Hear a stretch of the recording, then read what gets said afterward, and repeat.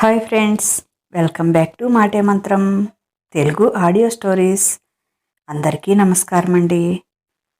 ఈరోజు మనం చదువుకోబోయే కథ నీ మీద మనసాయరా 33వ భాగం. ఈ కథ కనుక మీకు నచ్చినట్లయితే తప్పనిసరిగా ఒక లైక్ ఇవ్వండి. అలాగే ఈ కథ పైన మీ అమూల్యమైన అభిప్రాయాన్ని ఓ చిన్న కామెంట్ ద్వారా తెలియచేయండి. మన మాటే మంత్రం ఛానల్ని సబ్స్క్రైబ్ చేసుకోండి. మీకు తెలిసిన వారికి షేర్ చేయండి. ఇక కథలోకి వెళ్దామా? నీ మీద మనసాయరా 33వ భాగం. డిన్నర్ ఫినిష్ చేసి హాల్లోనే కూర్చున్నారు జయంత్, గీత. వాళ్ళని చూసి నవ్వుతూ, హాయ్ డాడ్, హాయ్ మామ్, ఇంకా పడుకోలేదా? డిన్నర్ అయిందా అన్నాడు. అయ్యింది, ఊరికే మాట్లాడుతూ కూర్చున్నాం అని నైనిక వంక చూసి, ఆ దెబ్బేంటే అంది కంగారుగా గీత. ఏమీ లేదుమా, ఆఫీసులో టేబుల్ తగులుకొని పడిందట. మీ కోడలికి నడవటం కూడా చేత కాదుగా అని. నైని, లేట్ అయిందిగా, ఫ్రెష్ అయి పడుకోపో అన్నాడు విరాట్. ఏమ్మా, పెయిన్గా ఉందా అన్నాడు జయంత్ ప్రేమగా మేనకోడలు తలనిమురుతూ. ఏమీ లేదు మామయ్య, చిన్న దెబ్బే అంది నైనిక. సరే తల్లి, వెళ్ళి ఫ్రెష్ అయి రెస్ట్ తీసుకోపో అన్నాడు. వెళ్ళిపోతున్న విరాట్తో, విరాట్, నీతో కొంచెం మాట్లాడాలి రా అన్నాడు. అయితే డాడీకి విషయం తెలిసిందన్నమాట అనుకొని వచ్చి వాళ్ళ దగ్గర కూర్చున్నాడు. ఏంటి డాడ్ అంటూ. ఏమీ లేదు నాన్న, నేను విన్నది నిజమేనా అన్నాడు. అవును అన్నట్లుగా తల ఊపాడు విరాట్. అంత వైలెంట్ డెసిషన్ అవసరమా అన్నాడు జయంత్. తప్పంటారా డాడ్? అవసరం లేదంటారా అన్నాడు విరాట్. వాడొచ్చి కాళ్ళు పట్టుకుని ఏడుస్తున్నాడు. అసలు ఏం జరిగిందో నాకు తెలియదు, కనుక్కొని చెప్తానులే అన్నాను అన్నాడు జయంత్. నా డెసిషన్లో మార్పు లేదు డాడ్, అయినా నేనేం చేయలేదు. పెట్టిన కేసు కూడా విత్డ్రా చేసుకున్నాను అన్నాడు ఎటో చూస్తూ. నువ్వేం చేశావో నాకు తెలుసులే, ఏమో పాపం అనిపించిందిరా అన్నాడు జయంత్. పామును చూసి పాపం అనుకోకూడదు డాడ్, ఏదో ఒకరోజు మనల్ని కాటేస్తుంది. ఇన్ని రోజులు పాపం అనుకోబట్టే ఈరోజు కాటు వేయటానికి చూసింది. నువ్వు ఇప్పుడు అంటున్నావే పాపం అనిపిస్తుంది అని. నేను రియాక్ట్ అవ్వటం ఒక 5 minutes లేట్ అయి ఉంటే ఆ పాపం అనుకునే స్థితిని మించిపోయిన స్థితిలో మన కుటుంబం, అత్త కుటుంబం కూడా ఉండేది. వాడు చేసిన దానికి చంపేయకుండా వదిలేశాను. అది కూడా నైనిక కోసమే. వాడిని చంపి జైలుకు వెళ్తే నా కోసం అది చచ్చిపోతుందని అని అంటున్న కొడుకు వైపు భయంగా చూసింది గీత. అసలేం జరిగింది? ఏం మాట్లాడుకుంటున్నారు మీరిద్దరూ? నాకు ఒక్క ముక్క కూడా అర్థం కాలేదు. ఇందాకటి నుంచి మీరు కూడా ఏం చెప్పలేదేంటండి? ఏం జరిగింది అసలు అంది టెన్షన్గా గీత. ఏం జరిగిందో పూర్తిగా నాకు తెలియదు గీత, నీకు చెప్పటానికి అన్నాడు జయంత్. జరిగిందంతా వివరంగా చెప్పాడు విరాట్. ఇప్పుడు చెప్పండి మామ్, తప్ప నేను చేసింది అన్నాడు. అమ్మో, ఎంతకు తెగించారు ఆ తండ్రి కొడుకులు అని గుండెల మీద చెయ్యి వేసుకుంది గీత. అసలు ఒక ఆడపిల్లని అలా ఎలా చేయాలనిపించిందిరా వాళ్ళకి? మనుషులేనా వాళ్ళు? బలవంతంగా ఒక ఆడపిల్లని లొంగ తీసుకుంటే అంతా అయిపోతుందనుకున్నారా? అలా జరిగితే అది బ్రతికి ఉండేదేనా? ఎంత పెద్ద గండం తప్పింది. ఏదైనా జరిగి ఉంటే అసలు సుమకి, నరేంద్రకి ఏం సమాధానం చెప్పేవాళ్ళం అంటూ ఏడ్చింది గీత. ఏమీ జరగకుండా సమయానికి విరాట్ అడ్డుపడ్డాడు కాబట్టి సరిపోయింది. ఏదైనా జరిగి ఉంటే అనుకుంటే వాళ్ళ గుండెలు బద్దలైపోయాయి.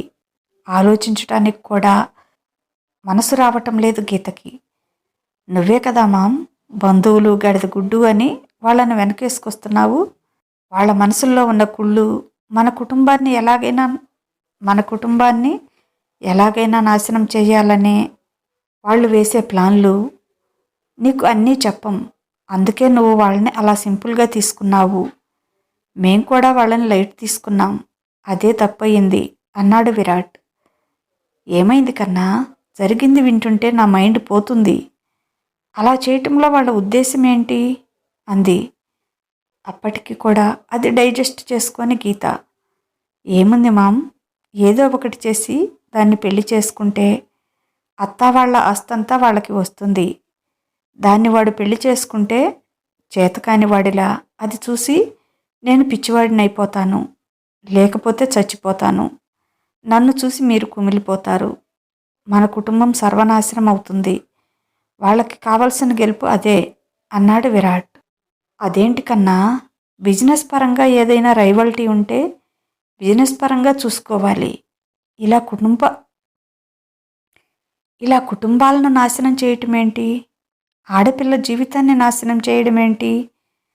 ఇలాంటి ఆలోచనలు వాళ్ళకి ఎలా వస్తున్నాయిరా అంది గీత. అసలు అలాంటిదేదైనా జరిగితే అది ఏమైపోతుంది? కనీసం అది కూడా ఆలోచించరా వాళ్ళు? ఆలోచించరు మామ్. వాళ్ళకి అవసరం లేదు. వాళ్ళకి కావాల్సింది డబ్బు. అవన్నీ వాళ్ళకి అవసరం లేదు. వాళ్ళకి కావాల్సింది డబ్బు. అది నైనిక ద్వారా వస్తుంది. ఏం చేసైనా అది రాబట్టుకోవాలి.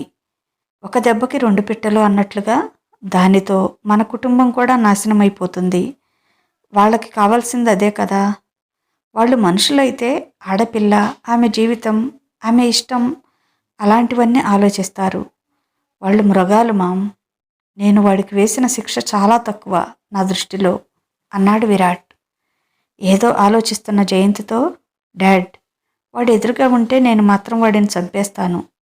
వాడిని చంపి నేను జైలుకు వెళ్ళాలో, తప్పు చేసిన వాడు జైల్లో ఉండాలో మీరే నిర్ణయించుకొని మీ తమ్ముడికి ఏ మాట చెప్పండి అన్నాడు. అదే చివరి మాట అన్నట్లుగా లేచి మెట్లెక్కి పైకి వెళ్ళిపోయాడు. ఏంటండి ఈ అన్యాయం? ఎంత కాదనుకున్నా అన్నదమ్ముల పిల్లలే కదా మీరు. అంత కక్ష ఏంటి వాళ్ళకి మన మీద అంటూ జయంత్ గుండెల్లో తలపెట్టుకుని రోధిస్తోంది గీత. ఆమె తల నిమురుతూ, కొంతమంది అంతే గీత, మనం కామ్గా ఉంటే వాళ్లే మారతారులే అనుకున్నాను, కానీ వాళ్ళని మార్చలేం అని ఇప్పుడే అర్థమవుతుంది అన్నాడు నిట్టూరుస్తూ. అదేంటండి, వాళ్ళు అసలు అలా ఎలా చేయగలిగారు? సుమ అతనికి కూడా చెల్లెలే అవుతుంది కదా. వాళ్ళు మాట్లాడినా మాట్లాడకపోయినా ప్రేమగా ఇంటికి వెళ్ళి ప్రతి సంవత్సరం రాఖీ కట్టి వస్తుంది. ఆమె కూతురు నైనిక ఆయనకి కూడా మేనకోడలే అవుతుందిగా. ఆ పసిదాని గురించి అంత దారుణంగా ఎలా ఆలోచించారు? అమ్మో, సమయానికి విరాట్ వెళ్ళాడు కాబట్టి సరిపోయింది. ఏదైనా జరిగి ఉంటే ఖచ్చితంగా అది మనకు దక్కేది కాదు. నాకు తెలుసు ఆ పిచ్చి పిల్లకి విరాట్ మీద ఉన్న ప్రేమ. నాకే కాదు, వాళ్ళకి కూడా తెలుసు. అది విరాట్ని బావగానే కాదు, భర్తగా భావిస్తుందని. ఇంకో మగాడు తనని ముట్టుకుంటే తన ఒంటిని తానే తగలబెట్టేసుకుంటుంది. అంత సెన్సిటివ్ అది. తలుచుకుంటేనే భయంతో కాళ్ళు చేతులు వణికిపోతున్నాయి. బంధువుల్లో గొడవలు ఎందుకులే అని వాళ్ళు ఎంత వంకరగా మాట్లాడినా సర్దుకొని పోతున్నాను ఇన్నాళ్ల నుంచి. ఈరోజు చెప్తున్నాను, వాళ్ళు చేయబోయింది హత్య కన్నా ఘోరమైన నేరం. అదే గనక జరిగి ఉంటే మన 2 కుటుంబాల్లోనే అందరం జీవోత్సవాలుగా మారిపోయేవాళ్ళం. Thank God. ఏం జరిగేదో తలుచుకోవటానికే భయం వేస్తుంది నాకు. ఎవరైనా అనుకున్నా ఈ విషయంలో నా కొడుకునే సమర్థిస్తా. ఎవరేమనుకున్నా ఈ విషయంలో నా కొడుకునే సమర్థిస్తాను నేను. నా విరాట్ ఏ పని ఆలోచన లేకుండా చేయడు. ఎప్పుడూ కూడా, ఇప్పుడు కూడా అంతే. నా విరాట్ నిర్ణయమే నా నిర్ణయం అంది స్థిరంగా. జయంత్ పైకి చెప్పలేకపోయినా జయంత్ నిర్ణయం కూడా అదే.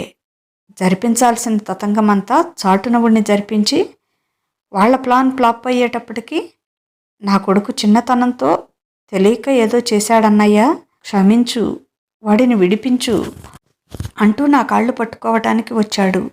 గుండెలు తీసిన బంటులంటే ఇలాంటి వాళ్లే. చిచ్చి, వాళ్ళ గురించి తలుచుకున్నా కూడా పాపమే. ఇక ఆ కుటుంబానికి, తన కుటుంబానికి ఈ జీవితంలో సంబంధం లేదు అనుకున్నాడు జయంత్. గీత, అనవసరమైన మనుషుల విషయాల గురించి ఇక డిస్కషన్ అనవసరం. ఇక వాళ్ళకి మనకి ఎప్పటికీ సంబంధం లేదు. నువ్వు కూడా గుర్తుపెట్టుకో అని సీరియస్గా చెప్పి రూమ్లోకి వెళ్ళిపోయాడు జయంత్. అతని వెనకే అనుసరించింది గీత. పైకి వెళ్ళిన నైనిక ఫ్రెష్ అయి బోర్లా పడుకొని కొన్ని రాగాలు తీస్తోంది. తన రూమ్కి వెళ్తున్న గగన్ అది విని ఆగి నైనిక రూమ్ డోర్ తీశాడు. తనకేం జరిగిందో తెలియక తనకేం జరిగిందో తెలియని నైనిక బావ తనని అడగకుండానే డిన్నర్కు తీసుకువెళ్ళాడని, సరదాగా తిప్పాడని సంతోషంతో ఏవో తనకు వచ్చిన పాటలని కూనీ చేస్తూ పాడుతుంది. హలో గానకోకిల, నువ్విలా పాడుతుంటే ఊర్లో ఉన్న డాంకీలన్నీ మన ఇంటి ముందుకే వస్తాయి నీకు తోడు పాడటానికి అన్నాడు. నేనే డాంకీ కోసం పాడటం లేదు, నా కోసం నేనే పాడుకుంటున్నాను. నాకు చాలా చాలా హ్యాపీగా ఉంది అంది. ఎందుకో అంత హ్యాపీ? రేపు ఊరు వెళ్తున్నావా అన్నాడు. నేనేమీ ఇప్పుడే వెళ్ళటం లేదు, మమ్మీనే వస్తుంది 2 రోజుల్లో. ఇక్కడ 4 రోజులు షాపింగ్ చేసుకొని ఆ తర్వాతే వెళ్తాం. నాకు ఉదయం మమ్మీ ఫోన్ చేసి చెప్పింది అని చిన్నపిల్లలా సంతోషపడుతూ చెప్తుంది. ఇంతకీ పాటలు పాడేంత హ్యాపీనెస్ ఏమొచ్చింది, ఎందుకు వచ్చింది అంటూ కళ్ళు ఎగరేశాడు. ఎందుకంటే మా బావ నేను అడగకుండానే నన్ను డిన్నర్కి తీసుకువెళ్ళాడు, షాపింగ్కి తీసుకువెళ్ళాడు. మా బావ నేను ఇద్దరం చాలా టైం స్పెండ్ చేశాం కదా, అందుకే నాకు చాలా హ్యాపీ అంది సంతోషం నిండిన కళ్ళతో. మరి ఇంత హ్యాపీనెస్ ఇచ్చిన మీ బావకి గిఫ్ట్ ఏం ఇవ్వవా అన్నాడు ఆమె పక్కన కూర్చుంటూ. మా బావకి నేను ఇవ్వాల్సిన పని ఏమీ లేదు, ఆయనకు కావలసినప్పుడు ఆయనే తీసుకుంటూ ఉంటాడు అంది అతి తెలివిగా. నువ్వు ఇచ్చేదాన్ని గిఫ్ట్ అంటారేమొద్దు, నాకు కావాల్సింది నేను తీసుకుంటే దాన్ని గిఫ్ట్ అనరు అన్నాడు నైనిక తల మీద ఒకటి మొడుతూ. నీకు కావలసినప్పుడు అంతా దౌర్జన్యంగా తీసుకుంటుంటే ఇంకా నేను కొత్తగా ఇచ్చేదేముంటుంది అంది బొంగమూతి పెట్టుకొని. ఏంటి దౌర్జన్యంగానా? ఎవరైనా వింటే నవ్వుకుంటారే. కావాలని టెంప్ట్ చేసి మరీ కిస్ చేపించుకొని ఇప్పుడు నేను దౌర్జన్యంగా తీసుకున్నానని చెప్తున్నావా? ఇందుకేనే ఆ కవి ఎవరో రాసింది, ఆడవారి మాటలకు అర్థాలే వేరులే అని.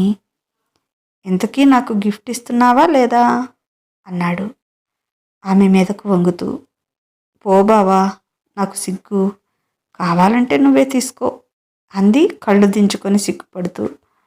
ఇప్పటికే చాలాసార్లు ఇచ్చావుగా, ఇంకా కొత్తగా సిగ్గుపడటానికేముంది అంటూ ఆమె 2 చేతులు పట్టి పైకి లేపి కూర్చోబెట్టాడు. ఇస్తావా ఇవ్వవా అన్నాడు. నేనివ్వను, ఈరోజు కోట కారులోనే అయిపోయింది, ఇంకా బంద్ అంది. నీ దగ్గర ఎలా తీసుకోవాలో నాకు తెలుసులే. సర్లే, నీ గిఫ్ట్ నీ దగ్గరే ఉంచుకో, నేను వెళ్ళిపోతున్నా అంటూ లేచి నిలబడ్డాడు. బావా ప్లీజ్ వద్దు, అతను ఎక్కడ అలిగి వెళ్ళిపోతాడో అని అతని షర్ట్ పట్టుకుని గట్టిగా గుంజింది కూర్చోమన్నట్లుగా. ఆ గుంజుడికి ఆదమరుపుగా ఉన్న విరాట్ వెళ్ళి నైనికి మీద పడ్డాడు. అనుకోకుండానే ఇద్దరి పెదవులు కలుసుకున్నాయి. ఇరుజతల పెదవులు కలిశాక ఎవరిస్తే ఏముంది, ఎవరు తీసుకుంటే ఏముంది? ఒకరి పెదవులపై ఒకరు కొత్త లిపిలో ప్రేమలేఖలు రాసుకుంటున్నారు. ఒకరి ఊపిరిలో ఒకరుగా లీనమైపోయారు. ఆమె పెదవులు వదిలి, గుడ్ గిఫ్ట్, బాగుంది, నువ్విచ్చావో నేను తీసుకున్నానో తెలియకపోయినా బాగుంది అన్నాడు సిగ్గుపడుతూ. అతని హృదయంలో తలదాచుకుంది. అప్పుడే గుర్తుకొచ్చినట్లుగా ఆమె టీషర్ట్ పైకి లాగాడు. ఇదొకటి నా ప్రాణానికి అని నెట్టూర్చాడు. ఇందుకే బ్యాన్ చేసి పారేస్తానంది అన్నాడు కచ్చిగా. అయినా ఇక్కడ తప్ప నీకు టాటూ వేయించుకోవటానికి ఇంకెక్కడా ప్లేస్ దొరకలేదంటే దొంగ మొహందానా, నన్ను ఉడికించటానికి కదూ ఇలాంటి వెధవేషాలు వేసింది అని కసిగా తిట్టాడు. టాటూ అంటే ఎవరైనా చేతి మీదనో, కాలు మీదో, మెడ మీదో, భుజం మీదో వేయించుకుంటారు. ఇక్కడెవరైనా వేయించుకుంటారా అన్నాడు అడ్డుగా ఉన్న వస్త్రాన్ని తీయటానికి తిప్పలు పడుతూ. నన్ను ఇన్ని తిట్టావు కనుక ఈరోజు నేను నీకు హెల్ప్ చేయను, నీ ఇష్టం, చేతైతే తీసుకో లేకపోతే లేదు అంది అతన్ని మరింత ఉడికిస్తూ. మొహం పగిలిపోతుంది, మర్యాదగా తీ అన్నాడు. నైనిక ముసిముసిగా నవ్వుకుంటూ విరాట్ కళ్ళలోకి చిలిపిగా చూస్తూ, కావాలంటే తీసుకో, నేనేం వద్దు అనలేదు, నా చేతులు కూడా అడ్డుపెట్టను అని అలాగే అక్కడే పడుకుంది. బుద్ధున్న వాళ్ళు ఎవరైనా ఇక్కడ వేయించుకుంటారా అని మళ్ళీ తిట్టాడు. అది ఎలా తీయాలో అర్థం కాక నైనికని బోర్లా తిప్పి ట్రై చేశాడు. అతని వల్ల కాలేదు. పద్మవ్యూహంలోకి వెళ్ళిన అభిమన్యుడిలా ఉంది అతని పరిస్థితి. ఎలా ఛేదించాలో తెలియటం లేదు. కోపం వచ్చి పట్టుకొని బలమంతా ఉపయోగించి గట్టిగా లాగాడు. అది స్ట్రెచ్ అయ్యి ఫట్మని తెగిపోయి అంతే బలంగా వెళ్ళి చట్మని సౌండ్ చేస్తూ నయనికి వీపును ముద్దాడింది. అమ్మా అంటూ ఓ గావు కేక పెట్టి వెల్లికలా తిరిగింది. ఆ దెబ్బకి నైనిక కళ్ళల్లో నీళ్లు తిరిగాయి. ఏంటి బావా ఇది, ఎంత నొప్పేస్తుందో తెలుసా అంది. ఎవరికీ కనిపించకుండా ఆమె హృదయపు లోతుల్లో దాచుకున్న తన అందమైన పేరుని ముద్దాడుతూ, ఓవర్గా చేస్తే అలాగే ఉంటుంది, ఫస్ట్ తీస్తే ఇంత గొడవ ఉండదుగా అంటూ ఆమెను గట్టిగా బిగించాడు. ఆ పేరు చుట్టూ తన దంతక్షతాలని ముద్రించాడు. ప్రేమ మరీ ఎక్కువ కాగా ఆ ప్రేమ గుర్తులు తీయని బాధ కలిగిస్తుంటే కళ్ళు మూసుకుని ఆస్వాదిస్తూ అతని తలని గట్టిగా హత్తుకుంది. మై స్వీట్ వాంపైర్ అంటూ ప్రేమగా ఆ పేరు మీద మరోసారి గట్టిగా ముద్దు పెట్టుకొని, మరే టెంప్ట్ చేయకే, నిద్ర పట్టక చచ్చిపోతున్నాను, మిడ్ నైట్ ధ్యానం చేసి కంట్రోల్ చేసుకోవాల్సి వస్తుంది అన్నాడు ఆమె పెదవులపై సున్నితంగా ముద్దు పెట్టుకొని. నేనేం చేయలేదు, అన్నీ నువ్వే చేస్తున్నావు, నాకు కూడా నిద్ర పట్టడం లేదు, ఏం చేయను అంది అమాయకమైన టోన్తో. ఇంత అందంగా పుడితే టెంప్ట్ అవ్వక చస్తానా అంటూ నెలవంక లాంటి ఆమె నడుము మీద గట్టిగా ముద్దు పెట్టి తన పళ్ళతో అక్కడ ఒక తీపి గుర్తిచ్చి, ఇంకా నా వల్ల కాదు అనుకుంటూ వెనక్కి తిరిగి చూడకుండా వెళ్ళిపోయాడు విరాట్. నవ్వుకుంటూ బావ ఇచ్చిన తీపి గుర్తులు తలుచుకుంటూ తీయని కళ్ళకంటూ నిద్రలోకి జారుకుంది నైనిక. విరాట్ ఆఫీస్కి వెళ్తూ గీతతో, మామ్, నైనిక దగ్గర ఈ విషయం ఎట్టి పరిస్థితుల్లోనూ బయట పెట్టొద్దని చాలా గట్టిగా చెప్పాడు.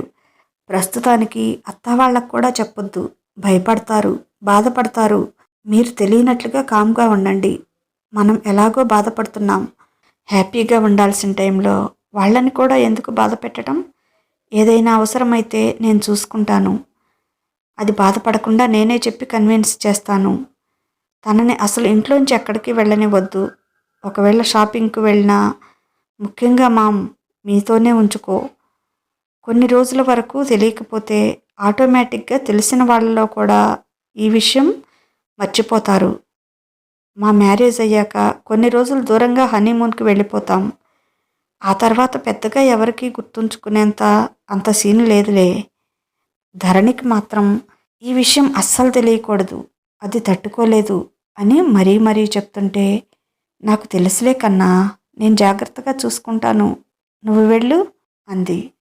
ఇదండి కథ. ఎలా ఉంది, మీకు నచ్చిందా? ఈ కథ కనుక మీకు నచ్చినట్లయితే తప్పనిసరిగా ఒక లైక్ ఇవ్వండి. ఈ కథపైన మీ అమూల్యమైన అభిప్రాయాన్ని ఓ చిన్న కామెంట్ ద్వారా తెలియచేయండి. మన మాటే మంత్రం ఛానల్ని సబ్స్క్రైబ్ చేసుకోండి, మీకు తెలిసిన వారికి షేర్ చేయండి. ఇక ఉంటాను, బాయ్, మీ లక్ష్మీ ఘంట.